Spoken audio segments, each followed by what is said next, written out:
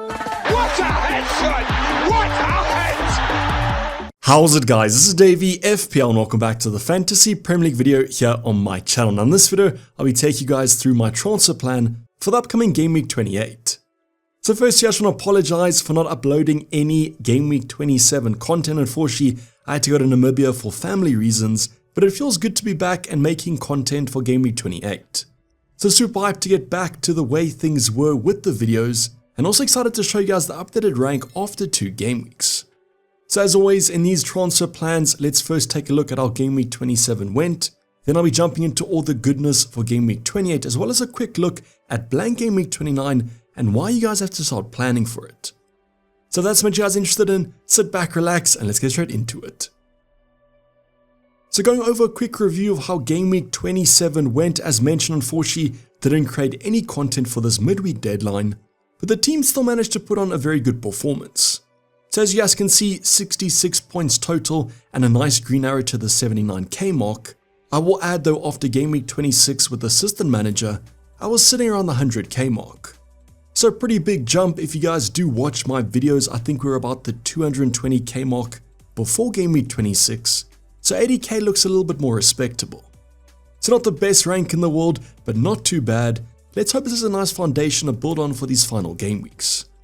So because it's been quite a while, let me know how your game week went. Was it a great week? Also let me know how that overall rank is looking at this stage of the season after the last 2 game weeks have occurred. So let's go over where those points came from, and on the bench this week we actually did have some bench jam, and that was going to be João Pedro for his 8-pointer. Now I'll showcase later on why that did occur, but was pretty happy to actually get those points. I'm pretty thankful though that I kept him on the bench, because every time I bench him, he actually scores. So you guys just know if I actually started him in the starting 11, he would have done absolutely nothing, but I'll definitely be taking his 8-pointer, and that's pretty much why we got a green arrow. Unfortunately, Mikalenko stayed on the bench, but that was just for an assist and the 6-pointer, and then Greaves 1-pointer and Fabianski doesn't start.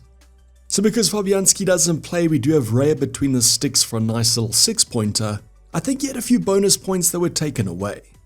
So not really what you want to see, but this double up of Arsenal defense has actually come in clutch, and I'm pretty happy to hold them for the next few game weeks. As a Liverpool fan and as a Chris Wood absolute hater, you guys know this result was pretty much perfect. A lovely 0-0 draw, dropping points, and Chris Wood also blanked. So at the end of the day, the double up in the clean sheet wasn't too much to ask for. Thank you Raya as well as Gabriel, talk about him shortly. Now Trent also managed to get the 6-pointer, was subbed and got their clean sheet locked in, but overall pretty strong performance from Liverpool. So Trent, yet another defender that lost some bonus points as the days went by, and that's a little bit annoying, but I guess it's how the game is played now. We also spoke about Gabriel briefly. He had 7 points, I think he was on 8 points, also lost a bonus point. Don't you know what was with my defense this week? We did have a clean sweep of returns as Munoz got a 4-pointer. At least he's showing some attacking threat going forward now. If you guys do look at his average position, he's almost playing as a kind of winger. Definitely happy to hold him over these upcoming good fixtures. So unfortunately, even though the defense got a full house, the midfield wasn't the same story. Let's talk about the big captaincy debate with Salah as well as Palmer. So as you guys can see, I was narrowly on the edge of victory here with the Salah 6-pointer, narrowly beating out Palmer with just 1 assist. Now I mentioned this over on Twitter, but obviously Game Week 27 was the big debate of Palmer versus Southampton versus Salah versus Newcastle. And I don't think the 3 points were worth the stress I had watching that Chelsea game. So definitely Palmer should have scored at least one of those chances. The fact that he missed so many big chances was simply miraculous. Then Q Salah, big expectations. I was hoping for some big returns, but only 1 assist. I guess I have to take it. So it was quite close between these two, which I guess is more fair on the overall community, as if you guys over on Twitter, you guys would have seen most content creators went for Cole Palmer. If you guys went even more differential, I know some people were going for out there punts. I think this might have been the best week to do that. We also have Mbumo, who managed to get an assist, was pretty happy with 1 attacking return, as my Brentford double up hasn't been fantastic. Semenyo also ended up blanking, also another yellow card. He seems to love racking them up, and that's going to take him to a massive 1-pointer. Finally Eze, also an assist. He's back on the assisting train, and pretty happy to own him over these good Crystal Palace fixtures. Now forward department, the reason I'm getting João Pedro off the bench was that Isaac injury out of nowhere. No indication from Eddie Howe in the press conference. But at the end of the day, I'll pretty much take the 8-pointer as well as the Trent clean sheet. Newcastle definitely miss Isaac up front though. Then probably the star performer of the game week was going to be Visa from Brentford for a 9-pointer. His goal was assisted by Mbumo. So finally, that Brentford double up does come in clutch. I was pretty happy. Let's see how far we can get some points in these future game weeks. But Visa's 9-pointer as well as João Pedro off the bench does take us to the 66-point mark. And as mentioned, nice little rank rise to 79k. Let me know how your game week went. Was it a good, a bad, or a terrible week? Don't worry, with a few more game weeks left in the season, and with plenty of chips to play, you guys can make up some massive ground. Now it wouldn't be the Game Week 28 transfer plan without actually looking at Game Week 28, so let's go over my current team selection and then my transfer plan. Now on the right hand side, as you guys can see, 2 free transfers plus 1.5 in the bank, thanks Arnie Slot for the refund. Now let's go over the bench at the moment because in my opinion it kind of picks itself. We've got João Pedro against Fulham, that's a tougher game, and then Mikalenko and Greaves both away, Wolves and Crystal Palace. Because Fabianski doesn't play, wouldn't even feature him though against Newcastle, it's going to be Raya against United away. Now with that double up with Gabriel, not super confident here. Look, United on in great form, just knocked out of the FA Cup, and at the moment Arsenal have to keep clean sheets if they're going to keep track with Liverpool. So let's hope it's another kind of 0-0 perfect result. As a Liverpool fan plus FPL manager, I'll definitely be taking that one. Otherwise on the left hand side of Gabriel we've got Trent against Southampton. There are some slight concerns here about potential minutes. As you guys will know, Liverpool are playing in the Champions League on Wednesday evening. So that Southampton game is kind of perfectly placed between those two clashes, and that does worry me about Trent's potential minutes in this fixture. The only saving grace might be the fact that Connor Bradley, as far as I know, is still out injured, as if he was back fit, I'm almost certain that Trent would miss this one. So at the moment it's kind of holding thumbs. I guess Mikalenko could come off the bench, maybe we get a Trent start and a 60-minute, hopefully clean sheet. Then on the right hand side, Munoz against Ipswich at home, that's a great fixture. I'm just hoping for some defensive plus attacking returns. So not asking for much from the Crystal Palace defender / winger, but this is a great fixture on the cards. Then our midfield department, once again it could be the Salah vs Palmer captaincy debate. The same question marks about starts could be with Trent and Salah. Slightly more confident though that Salah does start this one over Trent, but might get an early sub, which is not really what you want to see from your captain. But who has the guts to actually go for the Palmer captain after his blank in Game Week 27? At the moment Salah is my captain, let's see how Wednesday goes. Otherwise our almost differentials, we've got Mbumo against Aston Villa. Villa aren't defending well at the moment, so this could be a good fixture. Just hoping Brentford step it up at home as they're a pretty good team there. Then Semenyo against Spurs, as far as I know they still are conceding chances. I just need Semenyo to outperform Kluivert at least for 1 week. Then with Eze against Ipswich, obviously you guys would have seen the injury to Mateta. We do hope that he recovers fully and we wish him well, but from an FPL point of view, if Mateta's out, Eze might be on penalties.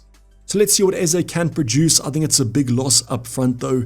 Don't exactly know if Nketiah is going to keep up with Mateta. So does that make Eze a better or a worse option? Probably evens out with that kind of attacking threat and those penalties. But against Ipswich and Southampton, 2 very good fixtures in the next 3 game weeks. Then up front we've got Isaac, question marks about a potential injury or a limp in the FA Cup game. And I guess we can't really rely on Eddie Howe to give us any concrete information. So I think what I might just do is just keep him. I guess João Pedro could come off the bench again. Let's hope if we do bench him, he actually gets some returns and comes in for Isaac. Then Visa, same fixture as Mbumo. As mentioned, Aston Villa aren't the best defensive team. Let's hope for another double up in returns.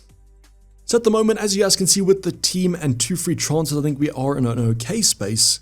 Let me know if there's any kind of standout transfer that you guys would make. Let's go into my transfer plan. So at the moment, the transfer plan is probably to just roll the transfer. There's just so much uncertainty about the chip strategy, might be advantageous to bank the transfer and then take 3 transfers into blank Game Week 29. The only question mark might be Isaac. Dropped in price last night, so he's now 9.1 million if I sell him. And if he is out for the West Ham game, might be worth taking him out if it's confirmed. I doubt we do get some confirmation though from Eddie Howe, and that's why I might just roll the transfer and have João Pedro's coverage if need be. The big question mark is who would you guys replace Isaac with the Cunha suspension? He was kind of my number 1 replacement. I know what you guys are probably thinking, Isaac, please don't make me buy Chris Wood, even though he might be the best option.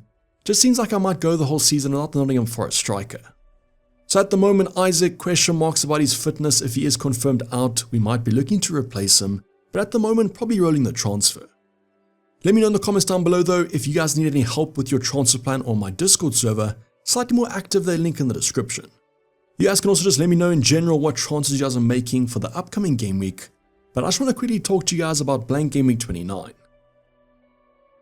So the reason I want to go over blank game week 29 is you guys please have to start planning, whether this be your chip strategy. If you guys want to use the free hit this week, that's perfectly fine, but if you don't, please make your transfer sensibly.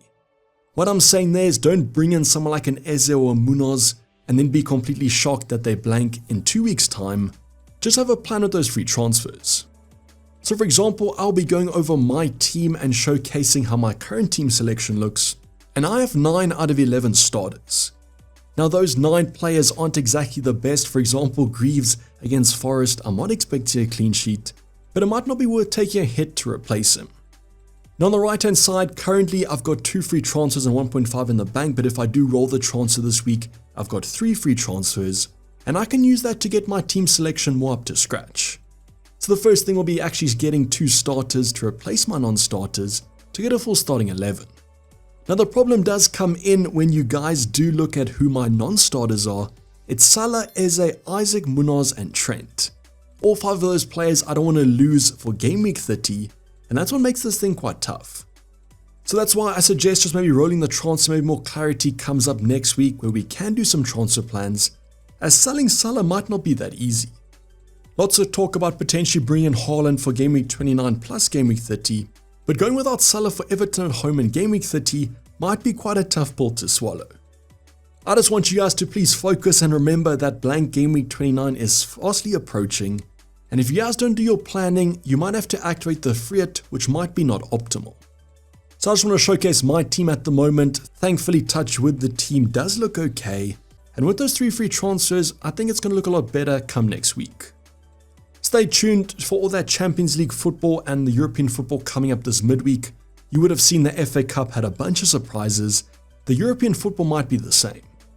Team selection and ultimate guide coming up, so make sure those modifications are turned on.